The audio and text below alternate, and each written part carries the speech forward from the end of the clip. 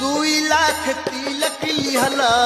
बात नहीं सहबी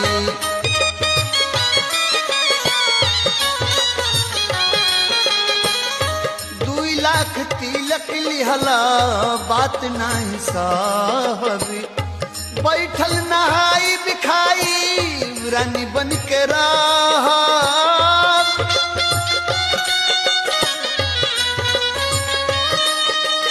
अरे बैठल नहाई बिखाई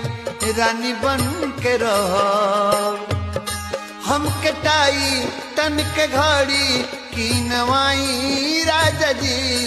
हम कटाई तन के घड़ी की नवाई राजा जी हम तो कैले बानी बीए के पढ़ाई राजा जी हम तो कैले बानी बीए के पढ़ाई।